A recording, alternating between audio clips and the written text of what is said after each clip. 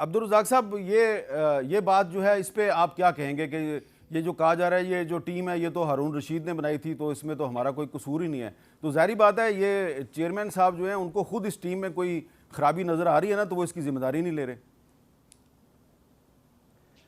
देखिए, सबसे पहली बात तो ये हमारे जितने भी चेयरमैन बनते हैं एक प्रोटोकॉल के लिए बनते हैं। हाँ। क्योंकि उनको घर पे मज़ा नहीं आता और उनको एक सीट चाहिए होती है, बड़ी सीट चाहिए होती है। और ज़कात शाह साहब पहले ZTBL के चेयरमैन रहे, उसके बाद इनको किसी ने गाइड किया कि ये छोटी सीट है आपके लिए, आप PCB के चेयरमैन बने।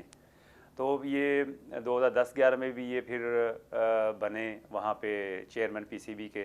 तो इनको ना मज़ा आना शुरू हो गया, काफ़ी ट्राइंग करते रहे पिछले 11-12 सालों से, और फिर जब इनको अपॉर्चुनिटी मिली तो फिर ये दोबारा आए। और आते ही इन्होंने क्रिकेटर्स को हायर किया, क्योंकि इनका अपना माइंड तो बिल्कुल है नहीं, ये मशवरों पे चले गए जी, कोई हमें अच्छा मशवरा दे, हमें कोई सिलेक्टर्स को जिनको बनाना है, किसी को कोचेज़ बनाना है, क्या करना है।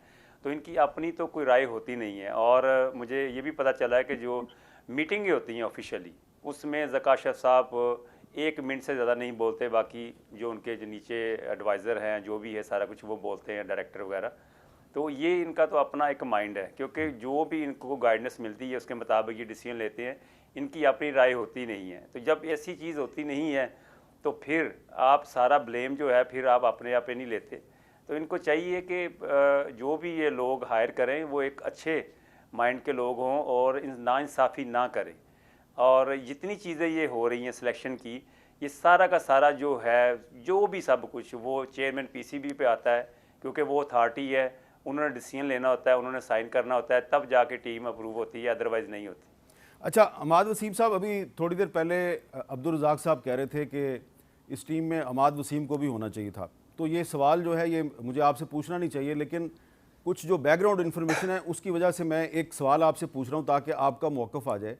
सवाल मेरा ये है कि हमें ये पता चला कि पहले भी जब टीम सेलेक्ट हो रही थी और अभी भी, यानी कि नजम सेठी साहब के ज़माने में भी और अभी ज़कात शरीफ साहब के ज़माने में भी, तो ये कहा गया बाबर आजम साहब से कि अमाद वसीम को टीम में डालें, क्योंकि वो बैट्समैन भी बड़ा अच्छा है और लेफ़्ट आर्म बॉलर भी बड़ा अच्छा है। तो बाबर आजम साहब ने हर दफ़ा यही कहा कि उसका एक्सपीरियंस बहुत कम है, 50 ओवर का मैच वो नहीं खेल सकता, वो T20 का प्लेयर है। तो ये बात मैंने दो दफ़ा नहीं 3-4 दफ़ा उन लोगों की ज़ुबानी सुनी है जिनको ये कहा गया। तो थोड़ी सी आप इस पर आप कुछ कहना चाहेंगे कि वाकई आपका 50 ओवरों का एक्सपीरियंस नहीं है, आप सिर्फ T20 के प्लेयर हैं? देखें, इसमें मैं ये बात बोलूंगा कि फिर आप T20 से काफी प्लेयर्स जो वर्ल्ड कप खेल रहे हैं वो T20 के प्लेयर हैं जो वर्ल्ड कप खेल रहे हैं। बस मैं इसके आगे कुछ नहीं बोल सकता, बाकी सबको पता है क्या है। देखें, जो भी बात है कप्तान ने की, कोच ने की, जो भी हो गई अब तो हो गई। अब उसका तो कोई हल नहीं निकाल सकते, लेकिन ये कर सकते हैं कि communication gap between the players and the PCB and the captain and the coach, ये नहीं होना चाहिए। कम्युनिकेशन गैप बहुत नुकसान करता है मुल्क को, जो इफेक्टिव प्लेयर होता है उसको, फैमिलीज को, और जो मुल्क के लोग हैं। 25 करोड़ आवाम की टीम है ये, मेरी और आपकी टीम नहीं है। सो कम्युनिकेशन गैप नहीं होना चाहिए, स्ट्रेट फॉरवर्ड बात होनी चाहिए, स्ट्रेट फॉरवर्ड चीज़ें होनी चाहिए। अच्छा, ये आपने कभी महसूस किया है कि अगर किसी प्लेयर के साथ ज़्यादती होती है तो उस ज़्यादती को एड्रेस करने के लिए कोई फोरम होना चाहिए? मसलन आप जो हैं, आपने PSL जीता, उस टीम के आप कप्तान थे जिसने PSL जीता। तो PSL की चैंपियन टीम का कप्तान जो है उसको अगर नेशनल टीम से बाहर कर दिया जाए और ये कहा जाए कि जी इसका तो 50 ओवरों का एक्सपीरियंस नहीं है, तो कोई फोरम ऐसा होना चाहिए जहाँ पे जाके कोई बात करे कि यार ये मेरे साथ ज़्यादती हो रही है? बिल्कुल होना चाहिए।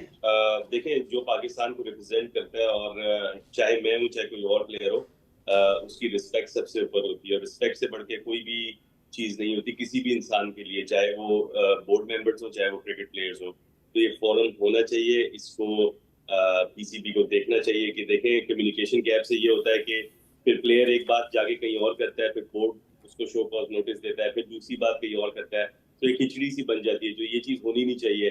दुनिया में हर जगह ऐसा होता है कि आपके जो मौके पे आपको पेश करना चाहिए, आगे से जो जवाब हो तो आपको पता होना चाहिए। तो मेरी तो सिलेक्शन का प्रॉब्लम तो 2-3 साल से, उसमें तो आप सबको ही पता है, बल्कि पूरी कौम को पता है। सो जब तक क्लैरिफिकेशन नहीं आती किसी प्लेयर को तो वो सेटिस्फाई नहीं होता। और मेरा काम है परफॉर्म करना और क्वेश्चंस उठाना, इसीलिए अपनी परफॉर्मेंस से क्वेश्चन उठाना, रेज करना मीडिया के ऊपर